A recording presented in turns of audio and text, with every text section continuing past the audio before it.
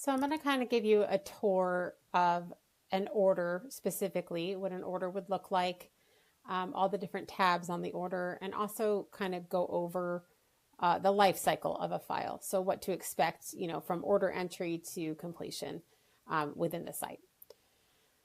So I'll just pull up a mock order, test order we have here. So up here at the top, we'll start at the top. Here's our order number right here. So this is kind of the reference number within the system.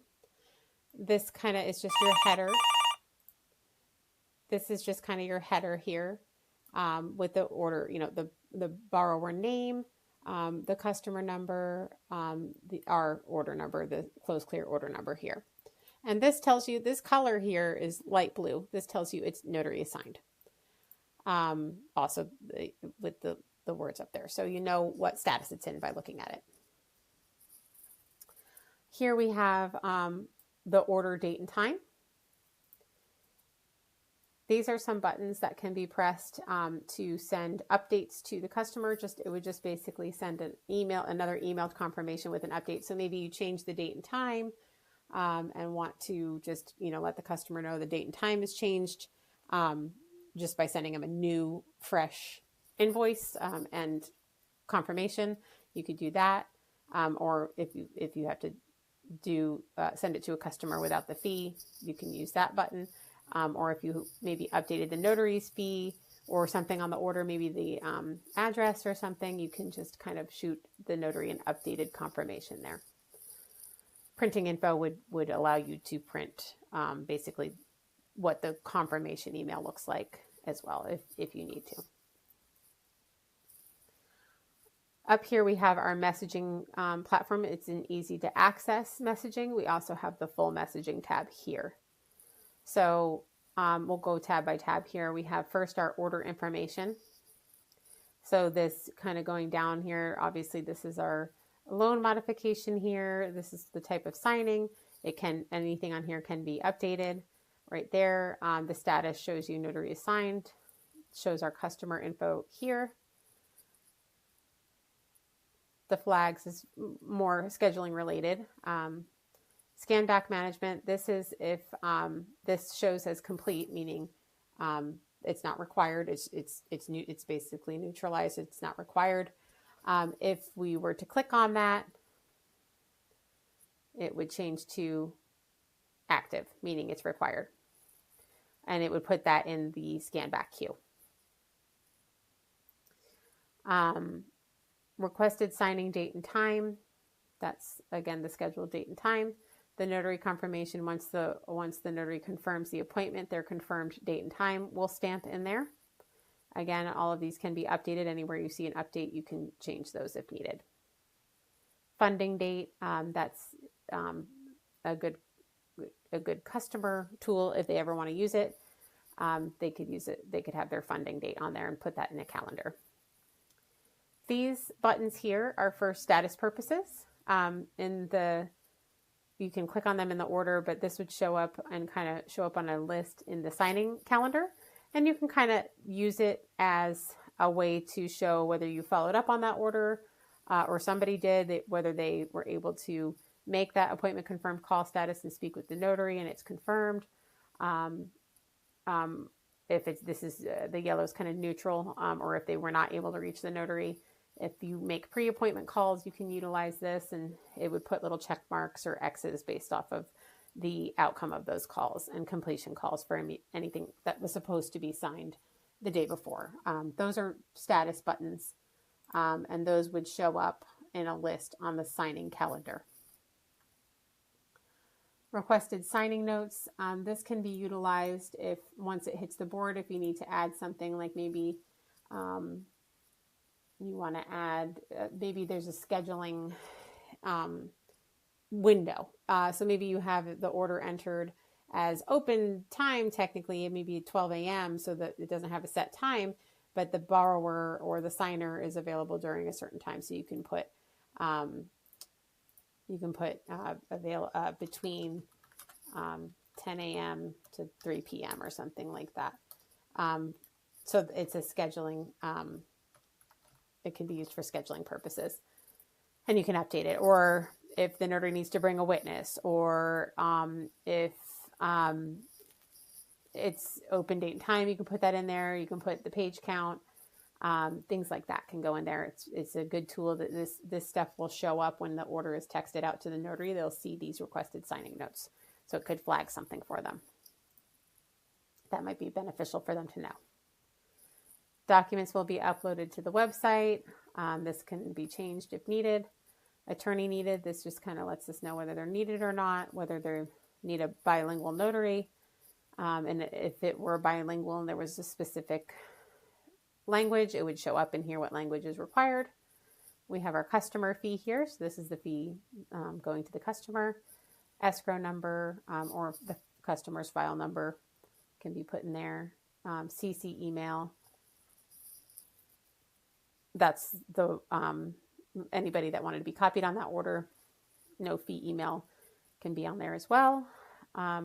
This employee section here is for scheduling purposes. So if you have a couple of people assigning notaries, this would only be utilized if it was on the awaiting notary queue. So that's that section there. Link to tracking.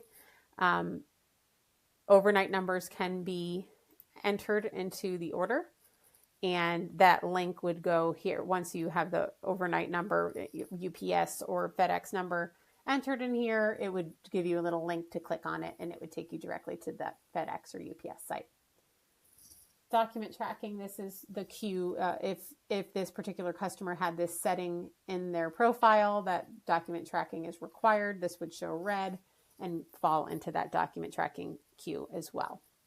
That's document tracking, and just note scan back management. That is customer profile related. So that would have to be, those are things that are normally entered as required in the switches in the customer profile. You can see the customer profile entry reference videos for that. Fee instructions. This is also, this is where anything internally that we need to know about the order, or maybe they don't want a specific notary, or they only want certain notaries, or maybe there's some kind of fee changes needed if it's a certain signing type, or anything internal that's related to that customer profile can be placed in there. And that's within the customer profile entry, which you can see on the customer profile entry video as well. And then the customer instructions that would normally show any specific instructions for, the orders for this customer. And that those are consistent instructions for every order for that customer. The lender drop down here, this is if there's, if this particular customer requires different lender drop downs, that is in here. This one has ABC lending, and then it has your little special instructions for that particular lender there. So this is where you're kind of reviewing all the instructions and things like that. And this is all, a lot of this is visible to the notary as well. Then you have your notary search and quotes and text page here. This is scheduling related. And then we have our order customer notes here. So these are, this is where within the order entry form, they have some comments. Maybe there's something special for this order that's not usually on other orders. Like this, for instance, for this says borrower can be reached by text. Maybe they're, contact preferences. It could be anything that could show up in there. But that's customer related, and however they enter their order. And then we have add note over here. This will help add internal notes if needed. Now we can move on to the signer information here. This is just your borrower information or signer information, where they're located and their contact information. If anything needs to be changed on there, you can change it and then click submit, and it'll update the order. Then we have our notary info tab. This is where you can see the notary information when they're assigned. If they're not assigned, it would just have no notary information here. It means it's being scheduled, This right here kind of gives you some more notary information. This is where you would go for scheduling purposes. Manual assignments, it kind of gives you an average fee for this area. And this is where you would do your notary search, and the quotes and text. This is very scheduling related in this area, but does give you some insightful information as far as that location. And then our notary information down here. If you ever need to change their fee or anything, you can just click that here and then override notary fee, and it'll update it. And if they have a payment inquiry, you can click on inquiry and it'll send an email to your accounting.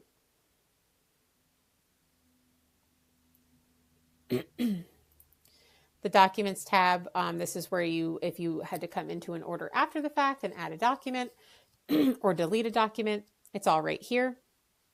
You can see that they're uploaded here. There's a scan back not uploaded button here that would be related to the scan back management queue. So that's scan back specific. It can be clicked on there if they're not uploaded and we're trying to track them.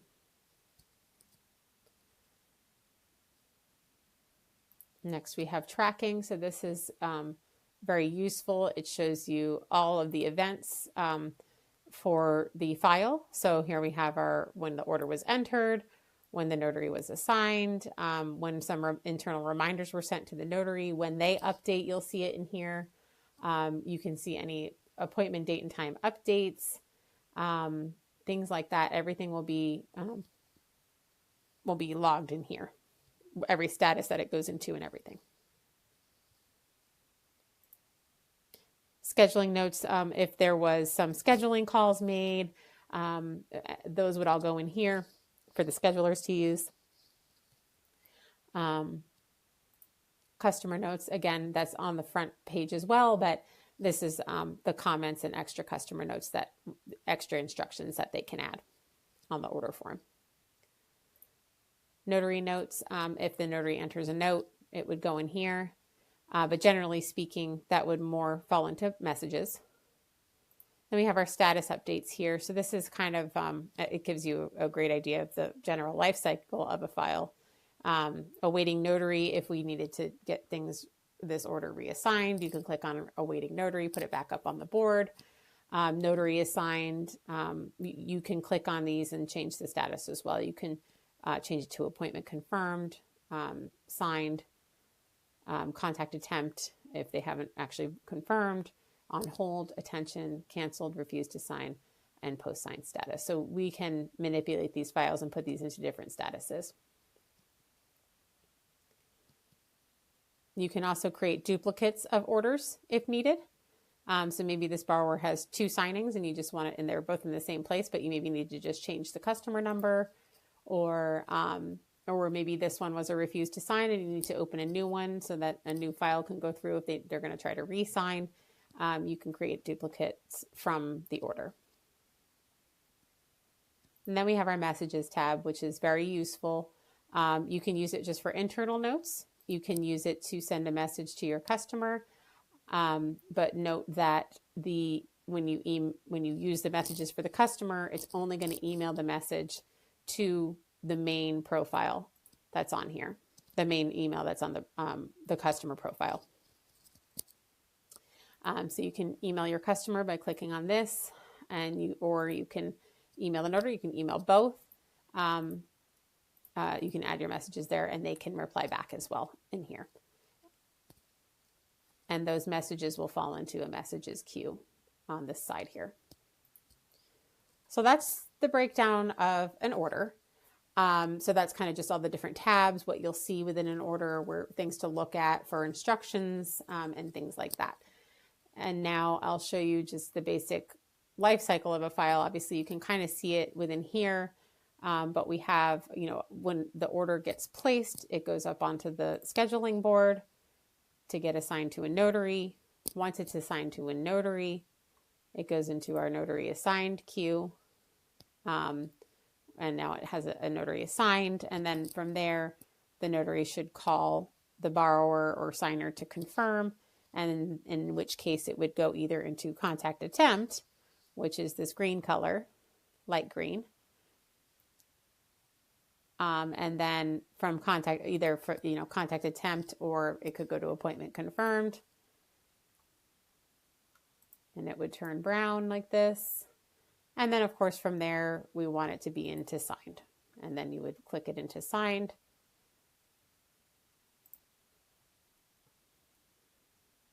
And it would go to the dark green color. Obviously, it can go into other statuses, like you could place it on hold if maybe it doesn't need to, we need to hold off.